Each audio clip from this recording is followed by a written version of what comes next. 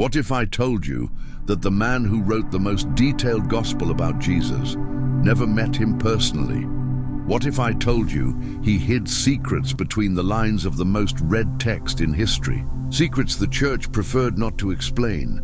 Secrets that, when revealed, completely change everything you believed you knew about the life of Christ. Luke was not just a physician. He was much more than that. And what he hid in the third gospel can shake the foundations of your faith. Stay until the end of this video, because the fifth truth I'm going to reveal is so impactful that you'll want to share it with everyone you know. But be careful, because once you know, there's no going back.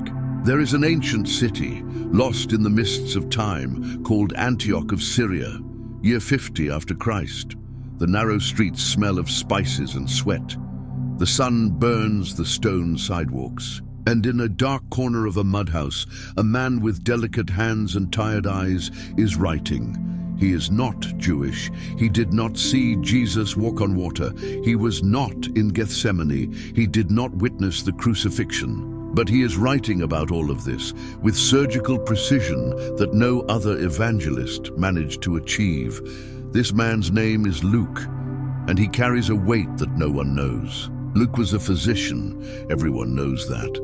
But what few know is that he was a doctor to the poor, the forgotten, the lepers who rotted in the streets without anyone touching them. He saw death every day. He saw mothers crying for children who died of fever. He saw strong men wither until they became shadows, and he couldn't save them all. That guilt, that sense of helplessness, shaped every word he wrote. When Luke met Paul, the apostle to the Gentiles, something changed inside him. Paul spoke of a man who was resurrected, of a physician who healed with words, of someone who conquered death. And Luke, who spent sleepless nights trying to save lives with herbs and poultices, wondered, how could I never have heard of him? So he decided to investigate, like a true historian, like a scientist of faith. And it was in this obsessive search that Luke discovered things that changed everything. Things he needed to tell, but couldn't tell directly, because they were dangerous, because they challenged power structures, because they revealed truths that would make kings tremble and religious leaders rage. So he did something brilliant. He hid these truths inside the story itself. And today, 2,000 years later, we are going to unearth these secrets. The first truth that the church rarely emphasizes is this. Luke was not Jewish. He was Greek, a Gentile, a converted pagan, and that changes everything. Imagine the scene: a man who grew up worshipping Zeus, Apollo, and Asclepius, the god of medicine, suddenly encounters a faith that speaks of one God, a God who became flesh, a God who died as a criminal and was resurrected. For Luke, this was madness. It was absurd, but it was also irresistible. Luke was educated. He studied at the best medical schools of the time, probably in Alexandria or Tarsus. He knew the Greek philosophers. He knew anatomy, medicinal plants, surgical procedures. He was a man of science, and science did not combine with miracles. But something happened, something medicine couldn't explain. In Philippi, a city in Macedonia, Luke witnessed Paul cast out a demon from a young slave girl. He saw it with his own eyes. It wasn't theater, it wasn't a trick. The girl, who screamed and writhed as if 1,000 voices spoke through her, suddenly fell silent. Her eyes returned to normal. She cried, and she thanked him. Luke, the scientist, the physician, the skeptic, fell to his knees. And it was from that moment that he became the most faithful chronicler of the story of Christ, because he had a mission to prove to the Greco-Roman world, a world of philosophers, of emperors, of men who demanded evidence, that Jesus was not a Jewish myth. It was a historical fact, a real event, a revolution that transcended races, cultures, and borders. That's why Luke's gospel is different. It doesn't just speak to Jews, it speaks to the entire world. He mentions women when no one valued them. He quotes the poor, foreigners, Samaritans, all the excluded. Because Luke knew what it was like to be an outsider. He was a stranger to the faith. And he wanted everyone to know Jesus came for everyone. But here's the secret few notice. Luke used his medical training to validate Jesus's miracles in a unique way. When he describes the healing of the leper, he uses precise medical terms. When he talks about the woman with hemorrhage, he mentions clinical details that only a doctor would know. He wasn't just telling stories, he was documenting clinical cases of impossible cures. Luke transformed the gospel into a medical report of Christ's divinity. And that was revolutionary. But this is only the first truth. The next ones are even deeper. The second truth is chilling, and very few people notice this when they read Luke's gospel. Luke talked to Mary, the mother of Jesus, personally. Think about it. While Matthew and Mark wrote their Gospels based on oral traditions and second-hand testimonies, Luke went further. He traveled, he investigated, he looked for eyewitnesses, and the most important of all was Mary. Now stop and think. Mary kept things in her heart. The Bible itself says so. Mary treasured all these things and pondered them in her heart. She didn't go around telling intimate details of Jesus' life. She was reserved, discreet, but she trusted Luke. Why? Because Luke was a physician, and doctors know how to keep secrets. Doctors inspire trust. And more than that, Luke was kind. He had empathy. He knew how to listen. He wasn't there to judge or question. He was there to understand.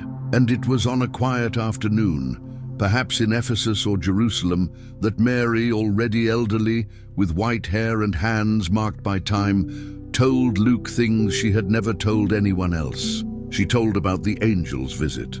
But not just that. She told what she felt when the angel appeared, the fear, the confusion, the disbelief. Luke recorded everything with unique sensitivity. Mary was greatly troubled at his words and wondered what kind of greeting this might be.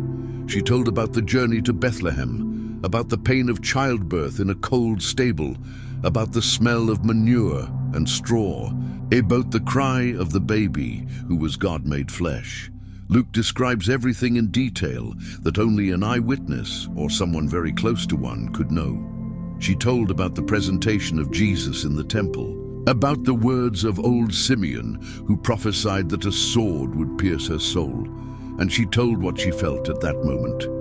A cold shiver, a foreboding of pain, as if the future was already written in the wrinkles of that prophet's face. She told about the boy Jesus lost in the temple at age 12, and about the anguish of a mother who searched for her son for 3 days. Luke records Jesus' response, "Why were you searching for me? Didn't you know I had to be in my Father's house?" And then comes the most touching phrase, "But they did not understand what he was saying to them." Mary didn't understand her own son, and she admitted that to Luke. That vulnerability, that honesty, that humanity of the Mother of God, only Luke recorded. And here's the deepest secret. Mary told Luke about the wedding at Cana, the first miracle of Jesus, and she revealed something few notice. She insisted that Jesus act. "They have no more wine." She knew who he was, she knew his power, and she pushed him into public ministry. She was the first to believe, the first to trust, the first to say, "Do whatever he tells you." Mary was not just the mother of Jesus, she was the first disciple, the first evangelist, the first to have faith, and Luke immortalized that. But there's more, much more. Mary also told Luke about the foot of the cross, about seeing her son die, about the blood flowing, about the cry of "It is finished" that echoed like thunder in the darkened sky. She told about the indescribable pain of holding his cold body in her arms, and she told about the hope that never died, even when everything seemed lost. Luke didn't put all these details in the gospel, but he carried these stories in his heart, and they shaped every word he wrote about Jesus, because Luke understood something few understood. Jesus was not just God. He was a son. He was a child. He was a teenager. He was human. And Mary was the only one who saw all of this from the beginning. Are you beginning to understand? Luke didn't write a gospel. He wrote an intimate biography, a profound revelation, a truth hidden in simple words. And there are still 3 truths left. The third truth is about Theophilus, and it will surprise you. Luke's gospel begins like this: Most excellent Theophilus, and it ends in Acts of the Apostles, also written by Luke, with the same dedication. But who was Theophilus? Most scholars say that Theophilus means friend of God in Greek, so it could be just a symbolic name for any reader. But that doesn't make sense. Luke used the title Most Excellent in Greek, Kratistos, which was reserved for high-ranking Roman authorities, procurators, governors, imperial officers. Theophilus was someone important, very important, and Luke wrote more than 50 chapters, the Gospel and Acts, specifically for him. Why? Here's the most fascinating theory. Theophilus was a Roman official who was investigating Christianity. Maybe he was a judge. Maybe he was deciding whether Christians were a threat to the empire. Maybe Paul was being tried, and Luke wrote this dossier to defend the faith. Think about it. Luke was not an apostle. He had no religious authority, but he had something no other evangelist had: intellectual credibility. He was a physician. He was educated. He was Greek. He spoke the language of the empire. He thought as a Roman thought. So Paul, imprisoned in Rome, awaiting trial, asked Luke, "Write everything. Organize the facts. Prove that Jesus was not a dangerous revolutionary. Prove that he was the Messiah. Prove that Christians are not enemies of Rome." And Luke did exactly that. He began the gospel by drawing a precise timeline, linking Jesus' story to the Roman emperors. He mentioned Augustus Caesar, Tiberius Caesar, Quirinius, governor of Syria, Pilate, Herod. He anchored Jesus' story in world history so that no one could say, "This is a legend, this is a myth." No, Luke was saying, this happened in such a place at such a time, with such witnesses. Here are the facts. And then he did something even smarter. He showed Jesus as someone who respected authorities, who paid taxes, who said, "Give to Caesar what is Caesar's," who did not incite rebellion. Luke was building a legal defense, a legal argument, a procedural document disguised as a gospel. And here's the explosive secret: it may have worked. Because if Theophilus was really a Roman official, and if he read Luke's gospel and converted, then he may have influenced others. If that's true, it would be even more impressive. Luke would have converted a former Jewish religious leader through an account of Jesus he had never considered true. He may have planted seeds in the very heart of the empire. He may have been one of those responsible for the explosion of Christianity in Rome. Some historians believe that Theophilus may have been Theophilus ben Ananus, the Jewish high priest deposed in 37 AD. We don't know for sure who Theophilus was, but we know one thing: Luke was not writing for the masses. He was aiming for the top, for the elite, for opinion makers, for the powerful, and that changed everything. Do you see the genius? Luke wasn't just evangelizing, he was strategizing. He was playing chess while others played checkers. And now, the last 2 truths, the most impactful ones. The fourth truth will make you thank God that Luke existed, because without him, you would never have known the Good Samaritan. You would never have known the prodigal son. You would never have known the parable of the Pharisee and the tax collector. You would never have known the persistent widow, or the rich man and Lazarus, or the 10 lepers, or Zacchaeus in the sycamore tree. All these stories, the most touching, the most exciting, the most transformative parables of Jesus, only exist because Luke recorded them. Matthew doesn't mention them, Mark doesn't mention them, John doesn't mention them. Only Luke. Why? Because Luke had a different perspective. He saw what others didn't see. He valued what others didn't value. The parable of the Good Samaritan is about a foreigner who helps a Jew. Why did no other evangelist record this? Because for them it was embarrassing, it was counterintuitive, it was uncomfortable to admit that a Samaritan, an enemy, was more compassionate than a Jewish priest. But Luke was a foreigner. He was the Samaritan of the story. So he understood, he felt, and he preserved that story forever. The parable of the prodigal son is about a father who forgives an ungrateful son who wasted everything. Why did only Luke record this? Because Luke understood grace. He understood mercy. He understood what it was like to be forgiven even without deserving it. The parable of the persistent widow is about a poor woman who doesn't give up fighting for justice. Why only Luke? Because Luke valued women. He saw strength where others saw weakness. He saw faith where others saw desperation. And here's the deepest secret. These parables were almost lost. Because in the early centuries of Christianity, there was a fierce battle over which texts were inspired and which were not. There were dozens of gospels circulating. Gnostic gospels, apocryphal gospels, heretical gospels. And some leaders of the early church questioned Luke. Why? Because he was not an apostle, because he did not meet Jesus personally, because he was a Gentile. Some wanted to exclude Luke's gospel from the Bible. Imagine that. Imagine a world where these stories simply didn't exist, where no one knew about the Good Samaritan, where no one knew the prodigal son, where God's grace was a little less clear, a little less visible, a little less understandable. Fortunately, wisdom prevailed, and Luke's gospel was recognized as inspired, authentic, and essential. But there was a price. Luke was never glorified like the apostles. He never had statues. He never had huge basilicas. He was forgotten by history, and maybe that was exactly what he wanted. Because Luke didn't write to be remembered. He wrote so that Jesus would be remembered. He disappeared into the shadows so that the light of Christ would shine brighter. And in that he was more apostolic than many apostles. But now the time has come, the fifth truth, the most shocking, the one that will make you rethink everything. The fifth and final truth is about the end of Luke, and it is brutal. The Christian tradition says that Luke died in peace at age 84 in Greece. Some say it was from natural causes. Others say he was hanged from an olive tree by furious pagans. But the truth is that no one knows for sure, because the church erased the details. Why?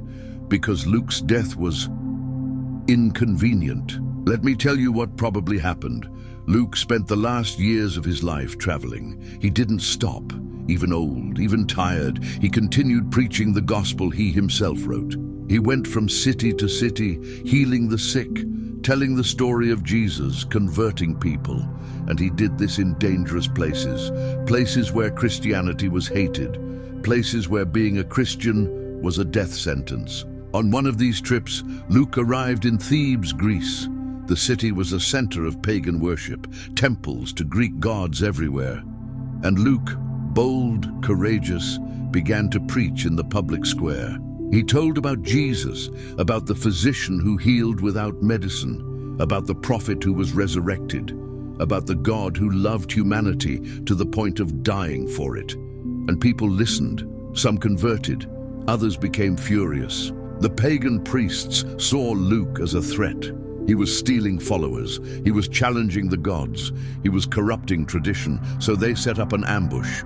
Luke was captured, dragged out of the city. And the most reliable tradition says he was tied to a tree and beaten to death. It was not a quick death. It was not an honorable death.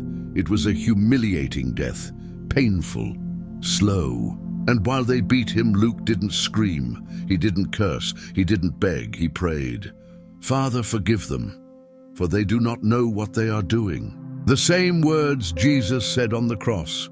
The same words Luke recorded in his gospel, the same words that now came out of his mouth as blood ran down his face. Luke died as Jesus lived, with forgiveness, with love, with grace. But here's the secret the church doesn't want you to know. Luke's death was forgotten on purpose, because it wasn't convenient, because it didn't fit the narrative. You see, the other apostles died glorious martyrs. Peter was crucified upside down. Paul was beheaded. James was thrown from the temple. These were martyrdoms worthy of veneration, martyrdoms that inspired, martyrdoms that built faith. But Luke was killed by a mob of drunken pagans. There was no trial, no final speech, no last-second miracle.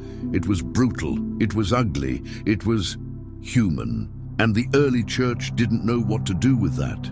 So they softened the story. They romanticized it. They said he died old and in peace. But the truth is more powerful. Because Luke didn't need a glorious death. He didn't need an epic death. He had already done the most important thing. He immortalized Jesus. While Peter and Paul died and became statues, Luke died and became the gospel. While others were remembered for their actions, Luke was remembered for his words. And those words saved millions. Now you know the real Luke. The physician who became a historian, the Gentile who became an apostle, the man who gave voice to the silenced, the writer who preserved the most beautiful stories of Jesus. Luke was not just the author of the third gospel. He was proof that God uses the unlikely, the foreigners, those who should never have been there. And if God used Luke, he can use you too. So answer me something. After everything you heard, after knowing the real Luke, do you still think he is just the author of the third gospel? Or do you understand now that he is much more than that? Luke is proof that you don't need to have seen Jesus to follow him. You don't need to be perfect to be used by God. You don't need to be famous to make a difference. Luke was an ordinary physician, a foreigner, an unlikely one, but he changed the world. And you can do the same. If this video touched your heart, if this story inspired you, if you felt something different, it's because God wanted you to get here. It wasn't by chance. It was purpose. So let me ask you something. Comment below which of these 5 truths impacted you most. Was it the first? Was it the last? Tell me. I want to know your story too. And if you have the courage to embrace your faith as Luke did, subscribe to the channel, turn on notifications, because every week there's a new video revealing hidden truths about the Bible that will transform your faith. Share this video with someone who needs to know Luke, because this story needs to be told. May God bless you, and may you, like Luke, find your purpose. Until the next video, and remember, truth always wins.